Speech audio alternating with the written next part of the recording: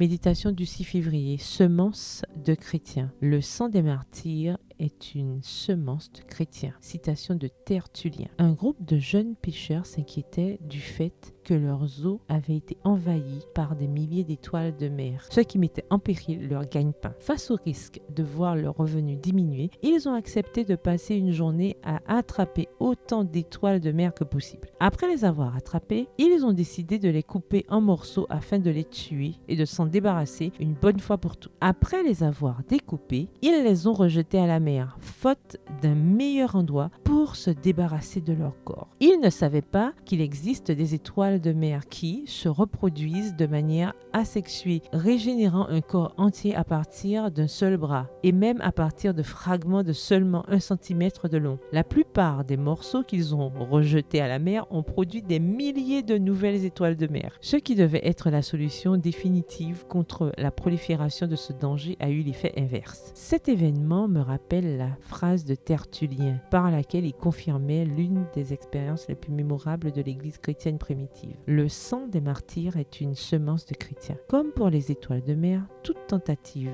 d'éliminer les premiers chrétiens par la mort a eu le résultat inverse. La mort injuste des martyrs a incité de plus en plus de personnes à rejoindre la cause de l'évangile du Christ. 2000 ans plus tard, je me demande, que se passe-t-il aujourd'hui lorsque nous subissons une sorte de persécution ou d'opposition à cause de notre foi? Nous cachons-nous pour éviter la souffrance? Nous isolons-nous pour éviter les problèmes? Nous lassons-nous de souffrir? Ou sommes-nous capables de voir cette souffrance comme la semence de quelque chose de plus grand et de plus profond, et donc pouvant la transcender? Allons un peu plus loin avec la question suivante. Que faisons-nous pour favoriser le développement de la foi chrétienne là où nous vivons? Comment aidons-nous les autres qui peuvent avoir des difficultés à cause de leurs croyances? Car je suis le sel de la terre, mais si le sel devient insipide, il n'est bon à rien. Voir Matthieu 5, le verset 13. Le verset du jour se trouve dans Acte 20, le verset 24. Mais je ne fais aucun cas de ma vie comme si elle m'était précieuse, pourvu que j'accomplisse avec joie ma course et le ministère que j'ai reçu du Seigneur Jésus. Rendre témoignage à la bonne nouvelle de la grâce de Dieu. Bonne journée et que l'Éternel vous bénisse.